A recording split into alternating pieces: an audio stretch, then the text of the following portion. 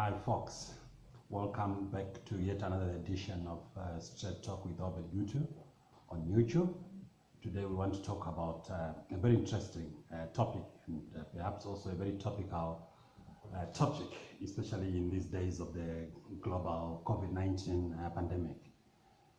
The issue that we would like to talk about today, this morning, it's beautiful Monday morning, is the issue of for how long are we going to have, or should we allow our economies, the various national economies and even the global economy itself, to be closed up or constrained because of the ongoing COVID-19 global pandemic. Let me give a disclaimer. Look, I'm not a medical expert, so the views I'm going to give here are not the views of a medical expert. I'm just speaking as a concerned citizen of the world to say we have witnessed how the world's economy has been decimated ever since the COVID pandemic hit the world. I think 2020 is going to be largely a forgettable year in virtually every country in the world. I think there's no country that has escaped the devastating economic implications and ramifications of the ongoing COVID-19 global pandemic. Now the argument I want to put across for debate this morning is, for how long should we allow our various national economies to be literally closed because of COVID? Are we not going to be able to come up with a situation where perhaps we are going to coexist with the virus? Because so far, this is the tail end of the year. This is towards the end of October. Still, there's really no definitive, talk about when exactly a vaccine or vaccines will be rolled out. I think even big countries like the United States are still debating. There are also various arguments there regarding when exactly the vaccine would be available. There's been talk that even in the United States, big economy as it is, the vaccine can only be maybe rolled out by April 2021. So that means in about 6 or so months from now. So are we going to say we should also just remain in this situation where the world economy is virtually closed down because of COVID? Are we not going to maybe adapt ways and means of saying, okay, this is not the new normal, COVID is here with us, we don't really know whether it is going to disappear, and are we then going to say, simply because it's here, we are then going to say our economies should remain under distress because we are not going to operate at full throttle because of COVID? Look, I'm not a medical person, and I'm of the view, though, really, as a right-thinking citizen of the world, that, look, we should just accept it that COVID is here. COVID is here, I think it's with us for an indefinite period of time to come.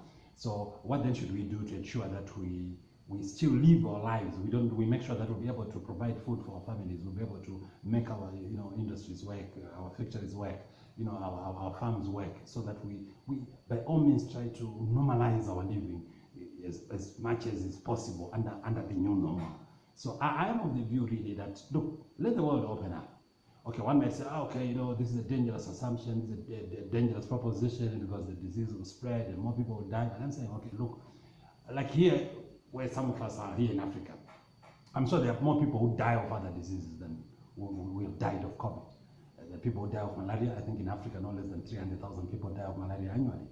And there are people who die sometimes just of hunger because of serious food insecurity throughout the length and breadth of the African continent, particularly in sub-Saharan Africa. So we are saying, look, what is more important to provide food for our people than to make sure that they are locked up and they are not going to contract COVID-19? I would rather say, look, it's better people die because people die of COVID than they die of hunger. I know this maybe one might call it a dangerous proposition, but I honestly think that, for instance, for us in the developing world, particularly for us in Africa here, on the African continent, I think we have more serious issues to contend with rather than the COVID-19 global pandemic. We have to provide food for our people. Food security has always been a serious issue of concern in Africa, in sub-Saharan Africa in particular, even before the advent of the COVID-19 global pandemic.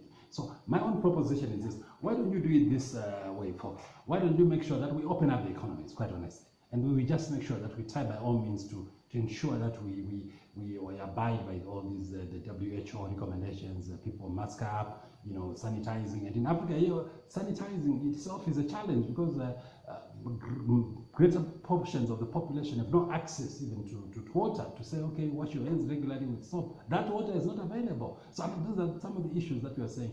Why then should we maybe allow our economies, which have already been ailing, just to literally be battered by COVID? Why don't we just open up and see what happens, and just make sure that, okay, this virus is here. We have to be able to say to live with it, instead of saying, okay, we continue the lockdown. Tourism has been battered, even sport.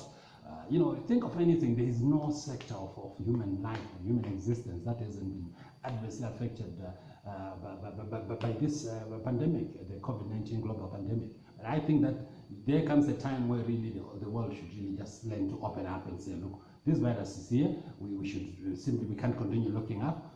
We can't continue to be on lockdown. We can't continue having our economies literally disappear, because they've shrunk now. They are beyond shrinking. They are literally disappearing, especially weak economies like here in the developing world. So that's my argument, folks, to say, look, why doesn't the world just open up? Why don't we just learn to live with the new normal, live with the COVID-19, the novel coronavirus, and see what we can do to ensure that our people don't die from hunger simply because we are saying we are fighting COVID. So I mean, this is the way I look at it, folks. I hope you are going to be able to share your opinions with me, to compare notes and talk and debate on this very important and topical issue globally. So folks, you may want to follow me on Twitter. My Twitter hashtag is @Gutu. I'm on LinkedIn, Obert Gutu, Instagram, Obert Gutu. My official Facebook page is Obert Gutu. I'm Obert Gutu, the senior and founding partner of Gutu and Shikowero Attorneys at Law, a law firm headquartered in Harare, the capital city of Harare, a law firm that was founded 36 years ago. And I'm also the former Deputy Minister of Justice and Legal Affairs here in the beautiful Republic of Zimbabwe in Southern Africa. Well, folks, work hard for yourselves, work hard for your families, work hard for your countries, work hard for humanity. Salam, asante sana.